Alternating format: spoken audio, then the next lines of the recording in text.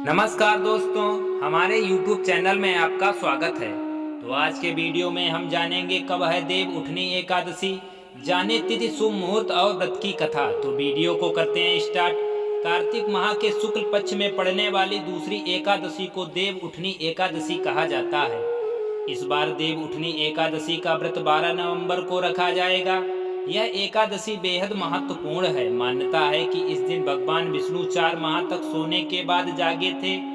इन 4 महीनों में भगवान विष्णु के सोने या कहें कि देव सायन के कारण सभी मांगलिक कार्य वर्जित होते हैं। भगवान विष्णु के पुनः जागने के बाद सभी मांगलिक कार्य संपन्न हो पाते हैं। देव जागरण या उत्थान होने के कारण इनको देवोत्थान एकादशी भी कहते हैं।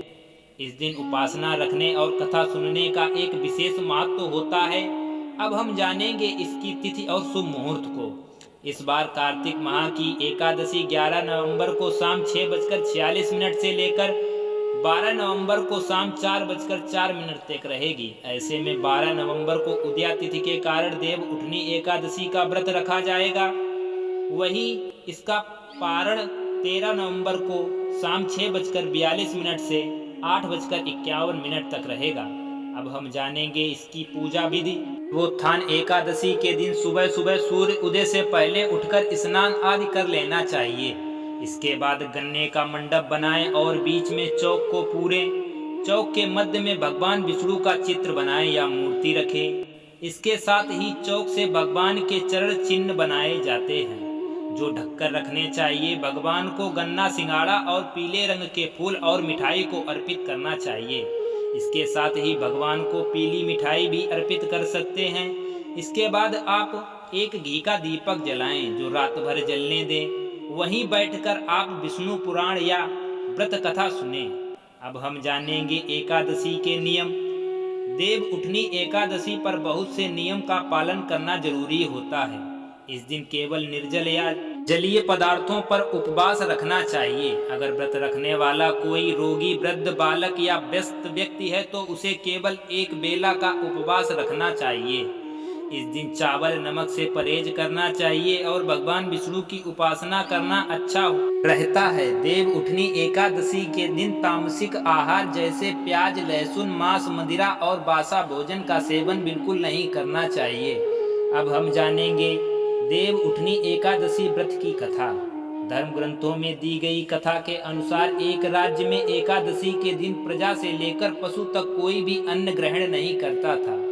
एक दिन भगवान विष्णु ने राजा की परीक्षा लेने की सोची और सुंदर वेश बनाकर सड़क के किनारे बैठ गए। राजा की भेंट जब सुंदरी से हुई तो उन्होंने यहाँ बैठने का कारण पूछा। स्त्री ने बताया कि वह बेसहारा है। राजा उसके रूप पर मोहित हो गया और बोला, तुम रानी बनकर मेरे साथ महल चलो।